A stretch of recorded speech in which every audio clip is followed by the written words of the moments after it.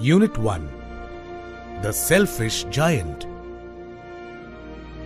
Every afternoon, while returning from school, the children used to go and play in the giant's garden. The giant, the owner of the garden, was not there in his castle. It was a large and lovely garden with soft green grass and beautiful flowers.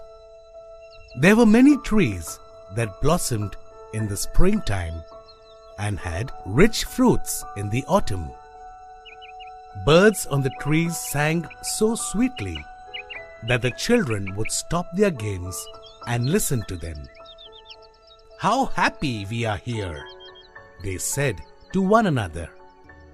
One day the giant came back.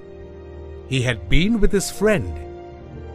He was away for many years. As soon as he returned to his castle, he saw the children playing in the garden. "What are you all doing here?" he shouted angrily. The children ran away. "This is my own garden and I will allow nobody to come here," said the giant. He was so selfish that he built a high wall all around the garden to stop children from entering it. He also put a notice on the gate: "Trespassers will be prosecuted." The poor children had now nowhere to play. They tried to play on the road, but the road was very dusty and full of hard stones. They wandered outside the high walls and talked about the beautiful garden inside. "How happy we were there," they said sadly. Then came the spring. There were little blossoms and little birds everywhere. Only in the garden of the Salfish Giant it was still winter. As there were no children, the birds did not like to sing and the trees did not blossom. Once a beautiful flower peeped out from the grass, but it read the notice on the gate. It felt so sorry for the children that it slipped back into the ground again. It decided not to grow.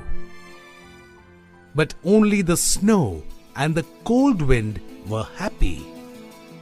Spring seems to have forgotten this garden. We will be able to stay here all the year round. The snow covered up the grass with a great white coat and painted all the trees silver. Cold wind rode all day round.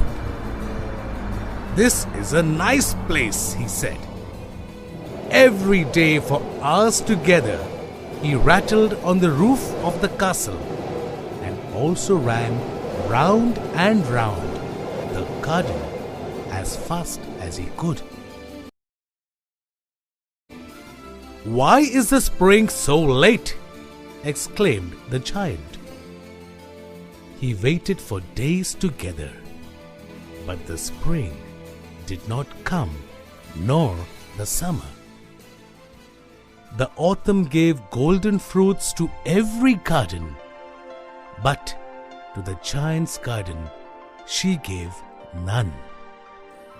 "He is too selfish," she said. So it was always winter there in the giant's garden. The cold wind and the snow danced about in his garden. One morning, when the giant was lying in bed, he heard some lovely music. It was very sweet. He thought it must be the king's musicians. But it was only a little bird singing outside his window. The cold wind stopped roaring. A fragrance came to him through the open window.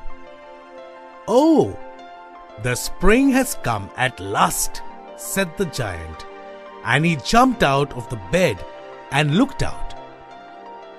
He saw a most wonderful sight. Through a little hole in the wall, the children had crept in, and they were sitting in the branches of the trees.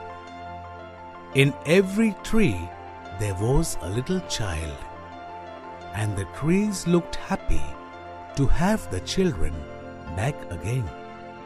It was a lovely sight. Only in one corner of the garden it was still winter. A little boy was standing under a tree. He was so small that he could not reach up to the branches of the tree. His eyes were full of tears. The poor tree was still covered with snow, and the cold wind was blowing strongly there. "Climb up, little boy," said the tree, and it bent its branches down as low as it could. But the boy was too small to reach there, and the giant's heart melted. "How selfish I have been," he thought. "Now I know why the spring would not come here. I will put that poor child in the tree. I will knock down the wall. My garden shall be the children's playground forever." He was really very sorry for what he had done. So he went downstairs, opened the front door quite softly, and went into the garden. When the children saw him, they were frightened. They all ran away. And in the garden it was winter again. Only the little boy did not run, for his eyes were so full of tears that he did not see the giant. The giant went quietly near him, took him gently in his hand, and put him up into the tree. The tree blossomed at once. Soon the birds came back and started singing. The little boy stretched out his arms and put them round the giant's neck and kissed him.